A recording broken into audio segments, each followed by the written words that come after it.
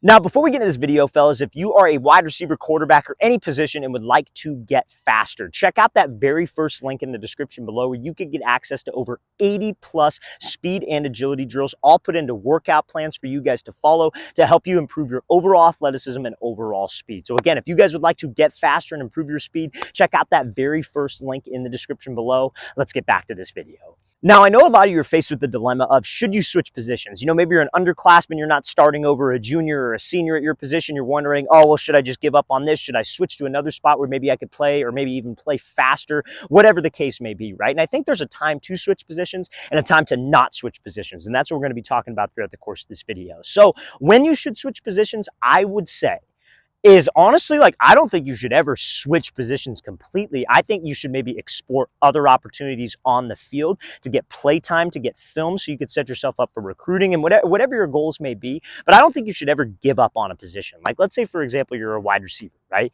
And your receiver, so you're like the seventh or eighth receiver, right? You don't see the field a lot. You see the field sometimes. You're sitting behind, maybe some upperclassmen, whatever the case may be. And, the idea has been hinted at you like, hey, we could use some help on defense. Like we could use a DB.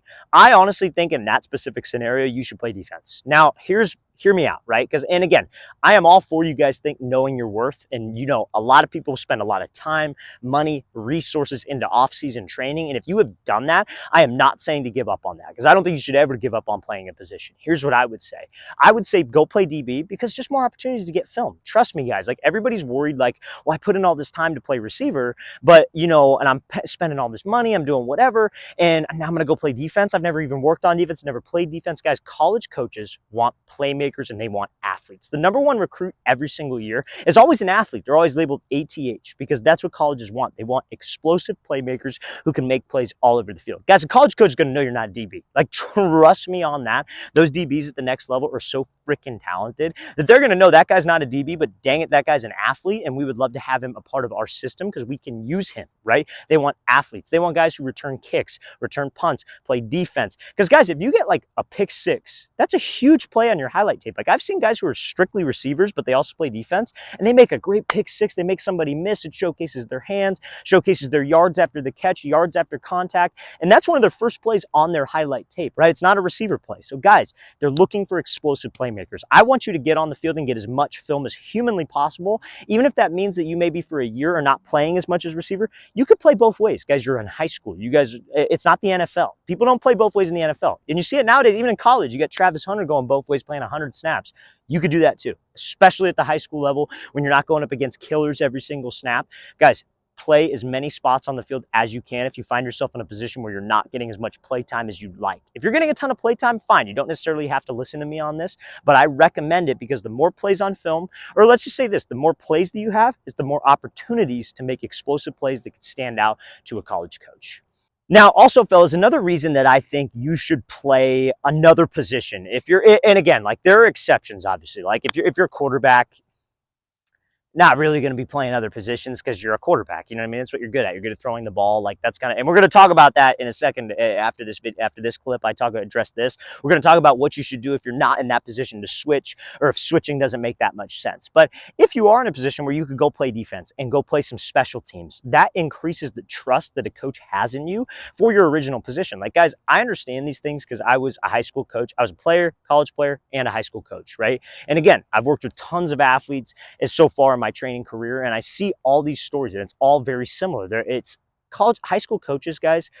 They don't trust players. That's why they don't put them in, because the skill level, like, for a lot of guys, especially at these bigger type schools, it's not that big of a difference, right? Everybody looks good in t-shirt and shorts. Everybody looks good in 7-on-7. What's the difference? They trust a certain guy more. So if you're out on the field and you're making plays on defense, you're making plays on special teams, maybe you're not playing that much in your offensive role, but that increases the trust that the coaching staff has in you. They know, okay, he's reliable. He's executing on defense, special teams. Hey, maybe we get him a little bit more involved with the offense because we know he can handle it. So it's only going to help you playing another spot. Like I said, I'm not saying quit on your original position at all. If it's your original position, that's what you should be focused on.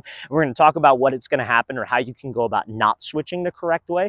But again, I think if you're in that situation and it's a logical decision for you to play the other side of the ball, not completely, just part-time, and play special teams, you should play special teams regardless. It can only help you in the eyes of a high school coach. They think you're a team player and they trust you with more responsibility. All right, so what if you don't want to switch positions? What if that's something that's just not an option for you? Maybe you're a quarterback, maybe you're a lineman, you've been approached about switching positions, but you just don't want to do it. I'm not saying that you have to do it. Honestly, like I think a lot of athletes need to understand their worth in certain respects. Like I'll give you a scenario from my freshman year of high school, right? So I'm a freshman, I'm playing at a very, very big Division I Southern California school. Like they've won state, they've won CIF. All the quarterbacks that are ahead of me all have Division I offers. Like it's a powerhouse school, right? So I come in, don't know anybody, coaches don't know me, nothing. They already had their guy picked out that they wanted to be their quarterback for the season. I come in and then I kind of shake things up a little bit, right? I got half the coaches telling me that I'm better. The other half is, siding with the other quarterback. There's a little politics going on. We end up splitting a little bit of time, right? Granted, the other kid that I was going up against at the time was a great passer and he could throw the ball. I'm not trying to take anything away from him, but he wasn't as good of an athlete I was. I don't think he knew the game as well as I did, and I don't think he was just the natural type of leader, right? So they weren't really expecting me to come in. And there was a lot of push-pull, a lot of controversy. I still remember this. And what ended up happening was, like I said, we split time, but they were always in my ear about playing DB, right? Hey, you should play DB. Hey, you would start as a DB outright. Like you'd be one of the best DBs on our team. You could play on varsity next year as a DB. They were always in my ear about it.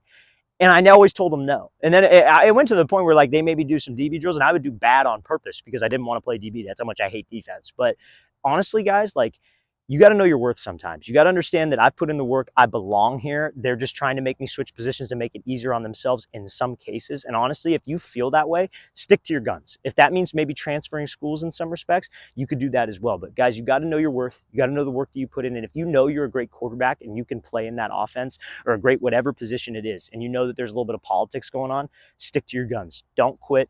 Don't quit on the sport either. You just have to stick to it. Don't switch positions unless you feel it absolutely makes sense for you. All right, guys, really want to thank you for watching. I really appreciate it. If you have any questions at all, don't hesitate to leave those in the comment section below. If you also, fellas, again, would like to get faster and want 75 plus speed and agility drills all mapped out with the exact sets and reps for you could do, check out that very first link in the description below. We'd love to get you on that. I'll see you guys next time.